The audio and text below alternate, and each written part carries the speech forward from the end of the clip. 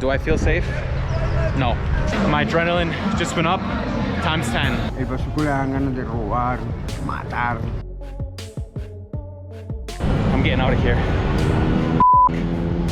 That guy just tried snatching my bag.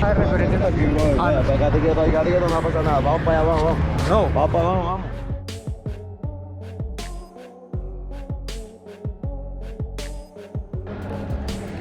Welcome to Bogota, Colombia's capital and biggest city, and the 5th biggest city in all of the Americas, behind Sao Paulo, New York, Lima, Mexico City, in that order. This is sort of like the most emblematic place, I guess you could say, all of Colombia. The statue of Simón Bolivar. Behind us, the liberator. In the eyes of the Spanish, a traitor. In the eyes of South Americans, a hero. Check out this plaza here. And this basically sums up a little bit of what we can see in this series. The weather here, altiplano or meseta climate, where it's quite cool. Temperatures ranging from 45 degrees Fahrenheit to 65. And it's a lot different than Medellin. In fact, it gives you that feeling that you are in a depressed autumn, cloudy day, but the sun will peek out and it's raining as we speak. But what can we expect a little bit in this series? Well, hey bro, well, we got a lot of things going on in this city. I would say that, momentico, I would say that the poverty here is way worse than Medellin. It's a lot bigger city with a population of around 11 million. It's sprawling, and the people are a lot more reserved, but in general, Colombians are very, very friendly. Interesting fact, this is one of the biggest capital cities in the world that does not have a metro. It has what's called a Transmilenio, which is basically a bus system that has their own little lanes. But yeah, you can imagine a massive city, very congested. Cars are the way that people get around. We're gonna get out of this area and go see what sort of reality people are facing here. What is the day-to-day like in Colombia and Bogota? That's something that I did not expect. The high level of people living in the streets, this guy behind me. Let's see what's going on. Hola hermano, ¿cómo estás? Bien, bendecido con Dios, igual que usted. Me puedes colaborar con cualquier ayuda. Claro, ¿en qué zona de Bogotá vives? Yo vivo en el barrio Santa Fe, zona de tolerancia. Ajá, entonces en general, ¿qué se encuentra ahí en este barrio? Allá se encuentra droga, allá se encuentra droga, homicidios, extorsión, todo tipo de armas, se encuentra todo lo que usted quiere encontrar. Es un barrio de zona de tolerancia y la policía es corrupta. Usted viviendo allá, pues, ¿algo te ha pasado una vez? Sí, claro, he tenido bala, cuchillo, también he hecho cosas malas, pero uno también se arrepiente de la vida. Y es un barrio pesado para vivir, hay que saber vivir en el barrio. ¿Y tienes algunos cicatrices para enseñar lo que te ha pasado o no tanto? ¿Qué te pasó allá? ¿Un machetazo? Sí, por acá tengo también, aquí tengo un tiro, vea. Ajá, ¿te pegaron un tiro ahí en la cabeza? Pierna, cicatriz. Madre mía. Una pregunta, el Basuco, esta droga en Colombia es un problema, ¿no? Sí, todo tipo de droga es un problema en nuestro país. Ajá. La policía quiere acabar con la corrupción, pero no. Ajá. Es muy difícil acabar con la corrupción. Yo cumplí el sábado 40 años y duré 22 años en lo malo, en la droga, en el vicio, Basuco, heroína, cocaína, perico, pepas, de todo. ¿Y qué sensación al consumir Basuco te dio? El Basuco le dan ganas de robar, matar, le quita el hambre, le quita el sueño, lo desespera, lo acaba, le acaba familia, le acaba con todo lo que usted quiera. Ajá. Trabajar en estas calles es fría, ¿eh? Mucho frío.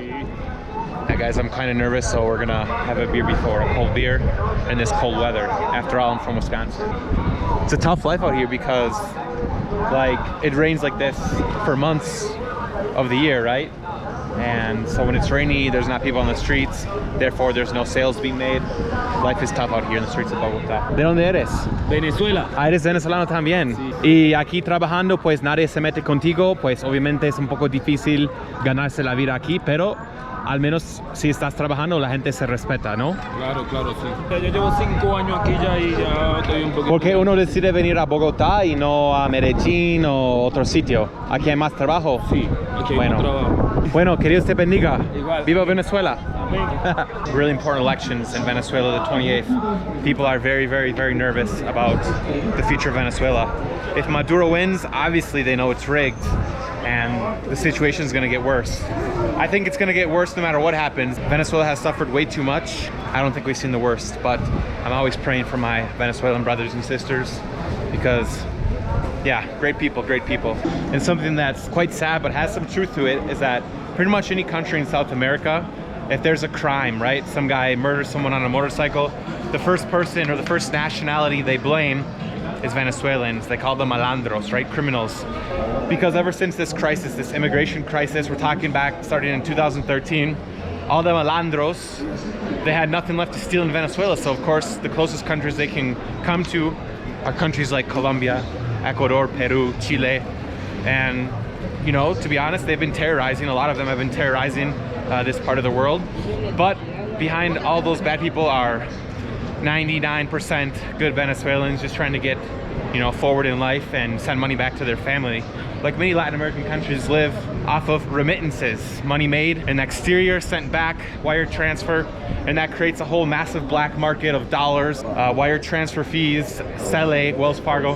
It's honestly such a strange world that I don't think many people understand. Of course, people like Drew Binsky had made videos, many YouTubers have made videos about it, and it still is happening to this day. But often we forget, we move on and focus on other things that the media wants us to focus on, like Palestine, for example. What we're gonna show in Bogota today is a little bit different. As we've seen on previous videos, a lot of people suffer from homelessness and drug addiction, from a drug that you would think, wow, they're all consuming cocaine because cocaine is very cheap here, it's very easy to get a hold of, but actually all the good cocaine, the purest form of the cocaine, they are exporting it to the likes of North America, to Europe, Galicia, Spain, southern Spain, Amsterdam. The Albanian mafia has taken control of that in the markets like Amsterdam, the United Kingdom, etc. The lowest form and most toxic form of cocaine that exists is what's called Basuco. We've heard about it already, and it is like just a toxic concoction, the residuals of cocaine, the cocaine paste mixed with anything and everything, and it is extremely cheap. So people that are consuming Basuco here usually, of course, are living on the street because they will choose Basuco over food, and so it leads to horrible mental and physical effects. I wouldn't say it's on the same level as fentanyl, the fentanyl crisis in the United States, but it is definitely something out of this world. I don't want to take away credit from this beautiful city, a city that's also known as like the Athens of Colombia or South America because of all the cultural heritage, the museums, the history and literature, the intellectuals. It's a very, very amazing place, and people who like that sort of stuff definitely should check out this area, La Candelaria. But as you guys know, my channel, we like to show the other side of things. So we're gonna head that way and see where the locals live, where there's an old neighborhood called the Bronx of Bogota, which was at that time extremely, extremely dangerous. We'll touch on that later. And if we get time, we will go to the red light district, Santa Fe, the tolerance zone where prostitution is essentially legal and regulated, where there's a lot of brothels and strip clubs. It's gonna be very, very dangerous. And this video isn't about prostitution like I did in Medellin, because that type of content, I know you guys like it, and it's something interesting to learn about, even if it's a tough reality for many people. I can't afford to keep getting demonetized. When you come to Bogota, make sure you're wearing jeans. So if you're wearing shorts, they will definitely know tourists, because it is cold here. In fact, yesterday I was wearing shorts, and yeah, there's no way I could blend in. Still, I can't blend in that much, and I'm wearing my jeans. And make sure you're always guarding your stuff, watching your stuff. A bag like this will help. In fact, you'll see the locals barely take out their phones in public, and the locals have interesting ways of hiding their phones, whether a woman will put her phone in her bra or a man in his pants, whatever it takes. And that's just the reality of here. That's what you gotta do. I think Medellin could be worse, because tourists go to places like Laureles or Poblado thinking, oh, it's a safe touristic zone, but people right outside their Airbnbs, you know, sometimes they showed their iPhone just for a split second and boom, motorcycle shows up, iPhone gone. There's several videos on YouTube about that. In fact, a big, well-known YouTuber has a story about that. Another American, small brain American, he got robbed in Laureles. We're walking through one of these commercial zones, getting away from where the tourists go. This is still touristic, but this whole area is commercial. And nearby, there's a place called the Madrugón, which means in Spanish, madrugada, which means early morning. What do?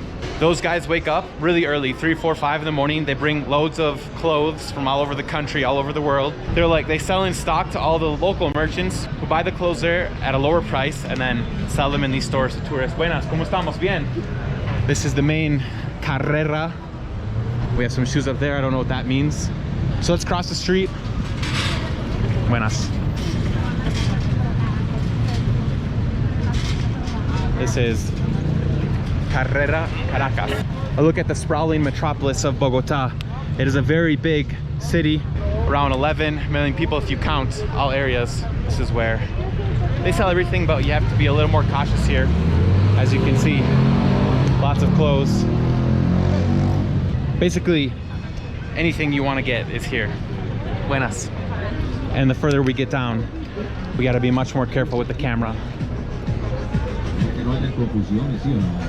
Todo a 10 mil, todo a 10 mil, aquí es a 10 mil, aquí es a 10 mil. You can imagine at around 4 or 5 o'clock at night, this place is packed. Está lleno a las 5 de la noche, ¿no? Cuando la gente sale del trabajo. Así es. Full, está full. Buenos, hermano. Very good, very good. How are you? Good? How are you to me? Bien. Yes, you speak English. ¿Quién? What? Háblale ahí inglés. Pero hablo español. Hablo español. Habla español, ok. Sí, voy a dar una vueltica. Un saludo. Viva Colombia! Viva Colombia! Yeah, you guys, in the past, I don't know if they exist anymore, but there's been groups of people, kind of like the pickpocket gangs in Barcelona. Wow, check out this street. Wow, let's check this street out.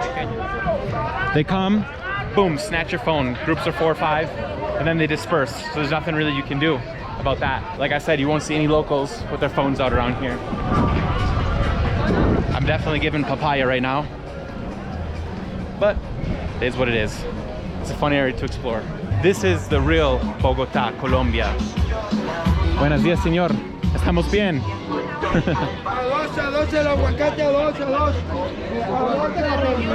Hola, señoritas. Y señor, ¿es posible pedir una escolta para caminar por el antiguo Bronx, este Parque Milenio, esta zona, San Bernardo? ¿Es posible o no? En el CAI. Aquí bajando hay un CAI. Un centro de atención inmediata. O sea, ya te van a prestar la ayuda y te van a sugerir que si te van a hacer el acompañamiento. ¿Y esto es una zona donde vienen muchos turistas o solo lugareños? Solo gente que comercializa cosas, que vende. Compran en cantidad grande, ¿verdad? Exactamente. Esto se llama San Victorino. San Victorino, famoso, es súper famoso, sí. Vale, gracias. Gracias. Zapatos, tenis, zapatillas. All right. Ciao. Nice police. You know what's crazy about the police here is that they're very young. Very, very young. Buenas. Very young, like literally under 25. I don't know what sort of training they go through. I don't know if it's a very dangerous job here for them. I don't know how much money they make. Wow. Wow, this is crazy. Jesus.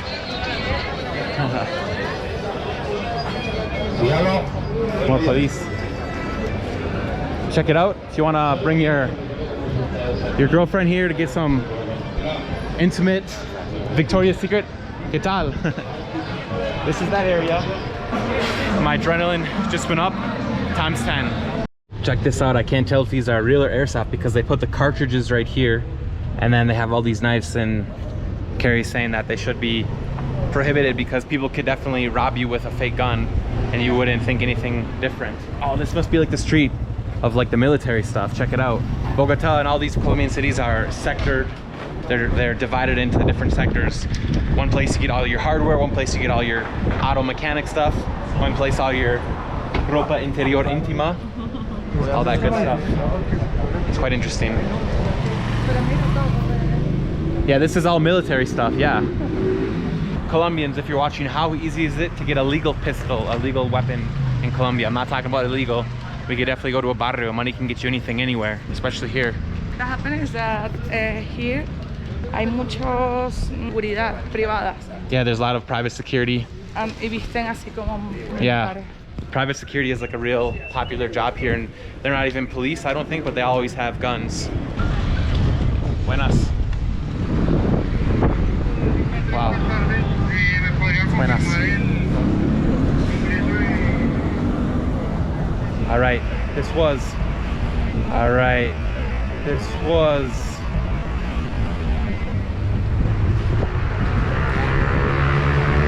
And it's basically a continuation of that market we previously saw. You can buy just about anything here. And there's military. So, do I feel safe? No. You can get your hair cut here. Nice. Probably for a couple dollars. Una pregunta. ¿Por qué hay tanta presencia militar acá, en este parque? No se puede hablar. All right. All right, they can't share why they're here. But yeah, you guys. ¿Cómo estamos? ¿Bien? Yo, barranquillero, tú ser gringo, ¿verdad? ¿Tú me harías un favor a mí? Bueno, a mi hermano, a mi familia. Estoy dando una vuelta, o sea... Nosotros queremos comprar un paquete de chupeta para trabajar. No nos gusta hacer lo malo, padre. No Bueno, puedes es que colaborar. yo no traigo efectivo acá. No necesitamos efectivo, cómpranos el paquete de chupeta en el Ara. Ah, bueno, es que no traigo tarjetas ni nada, solo mi camarita que está rota y ya está. Muéstrala. Está rota, ¿ves? Pero está bonita, ¿verdad? Sí, está bonita, pero vale como $20. Como $20. Sí, sí, sí. Nada. Chao, hermano. $20 yo me lo hago con el paquete. He's like, let me see your camera. Why do I feel safe? Because this is kind of the old center of the area of consumption of the Basuco that we've been talking about. It's gonna be a lot harder than I thought, you guys. ¿Parle francés? ¿Tú parles francés? No entiendo. Francés, no parlo francés. ¿De dónde es usted? ¿Europeo? ¿Qué parte? No, si no quieres, no pasa Sí, nada. quiero, dale. Vale, vámonos por allá entonces. Tú acá y tengo la pipa y todo. Vale, entonces, ¿cuánto tiempo llevas consumiendo Basuco? Mucho tiempo. Aproximadamente 15 años, 15 años. más o menos. O sea, ¿cómo comenzaste con el Basuco? En realidad mi papá fumaba Basuco. Yo creo que son los genes. I want you to pay attention here. So I had returned to this brand new park that the city made after they disbanded the old Bronx of Bogota, which was one of the most infamous and dangerous places in Bogota. So I sort of assumed that this was like a rather safe park because actually it's pretty beautiful. But you know, this is Bogota, and so I've heard countless stories from not only locals but tourists getting robbed in broad daylight in the open. And it's sort of why I never really carry anything on me when I'm traveling in these cities. What I was trying to do was conduct an interview with someone who suffers from drug addiction from this so-called Basuco. And so I did find a guy, I approached him, he agreed, and we were walking and talking, and that's when I just saw a guy with a hood, and he just had a very, very insidious look on him, and he said really fast in Spanish, "Quédate quieto y no te pasa nada," which basically means stay still and nothing's gonna happen to you, like, you know, really talking really, really fast. And that's when I was like, oh my God, he's trying to rob me. Todo era referente a ti. Pégate quieto, no pasa nada. Vamos para allá, vamos. No, vamos para abajo, vamos. Bro, relájate. Well, that guy just tried snatching my bag. Vale. Yeah. I'm getting out of here. That guy just tried snatching my bag. Basically, he grabbed my bag really, really hard and he tried yanking it off me. But in that split second, I didn't see a knife, I didn't see a gun. So basically my instinct was to swipe his hand and put some distance between both of us. Who knows how I would have reacted if I did see a weapon. And it all happened in like super, super fast. But I don't know, time just basically slowed down, like it just felt like a movie in slow motion. Obviously, I could have easily avoided this situation, but it's sort of the risk I run while making these videos. I'm trying to investigate or cover a topic, and it's just kind of what you have to do. You'll see in the videos in Tijuana, Mexico, crossing the border to San Diego, and in Los Angeles. Those are also crazy places. These types of things could happen there as well. And I also think the robber just sort of saw a quick opportunity. Oh, there's an idiot gringo there. He's got a camera. Let me quickly rob him. He didn't chase me or anything, but it was quite frightening. I couldn't believe that was actually happening in real life. And the last thing is that it was probably a selling point or a distribution point for the so-called Basuco, which is why the original interview was there in the first place. So yeah, you guys, maybe I'm just a dumb tourist, but I assume full responsibility for what happened, and it could have been a lot worse, so I'm very, very thankful. Whew.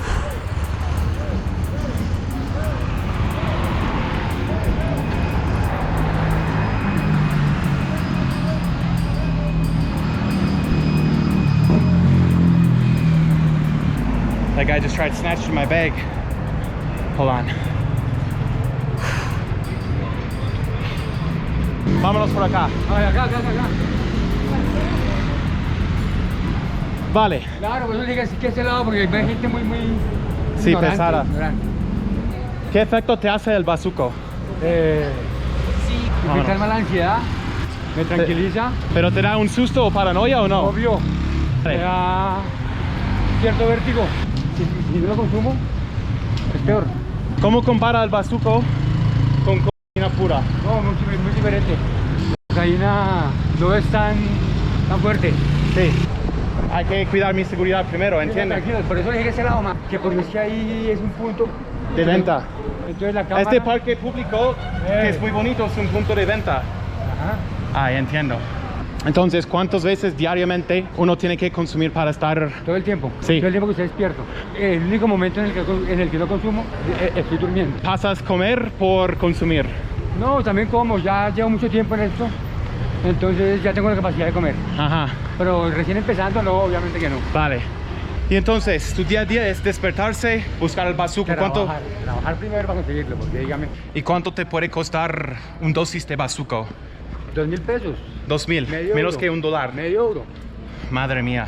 Se nos va en 5 minutos. Solo dura 5 minutos y ya buscas a consumir otra vez. 2.000 pesos. Ajá. Uno fuma y poco come y dormir en la semana 2 días. No, en realidad, ¿sabe qué pasa? Que a mí me agrada lo que hago. ¿Te gusta? Sí, claro. Porque ya llevo tiempo y asimilé y aprendí que el consumir bazuco o cocaína o heroína es una adicción.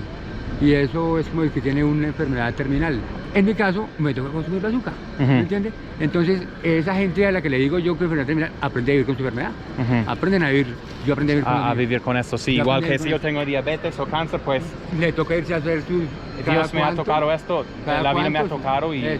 Y a mí es lo mismo, yo aprendí a vivir con la enfermedad. Entonces, no como de la basura, no habito en el andén y tengo a dónde vivir. ¿Habías escuchado de una droga que se llama fentanilo? No. No, como heroína pero más fuerte. ¿Usted cree que la heroína o bazuco o otros tipos de drogas es mejor o peor en cuanto al daño que te puede hacer? Pues en realidad el bazuco es fuerte. El bazuco es lo más berraco que yo he probado. Luis Carlos Ruiz. All right, thank you, bro. I follow a couple of YouTubers in Spanish. Planeta Juan, who's Colombian, who's recorded in that same area, and he walked through those streets really calmly, obviously with a lot of caution, and also the Italians, Zaza El Italiano. They make these types of videos look really easy, but and also Timmy Carter. Mad respect to those guys. They're basically playing with fire, and so you just accept it. If they're gonna take out a weapon and rob you, that's it. Give it up, give it up. In my case, the guy didn't have a weapon, but he didn't have good intentions either. Many of the people who suffer from drug addiction seem to be good people, seem to have big hearts, and that's kind of a lesson we can learn. And that in the United States, that area actually reminded me of a place like Philadelphia, even though I haven't been to Philadelphia, right? That place was similar, and we didn't even get to go into it because I don't have contacts, and it just would be stupid to walk there alone. I was walking near military guys, and even right there, that guy, one of the guys got mad because he thought I was exposing his drug selling point, which I wasn't. I was just trying to talk to people who suffer from the drug addiction of Basuco. So I think we got enough testimonies throughout Colombia. This is something I didn't know about before I came here. As always, we'll see you on the next video next time from a much warmer, more tropical place. Saying goodbye from the plateaus, the highlands of Bogota, Colombia. Take care, everybody.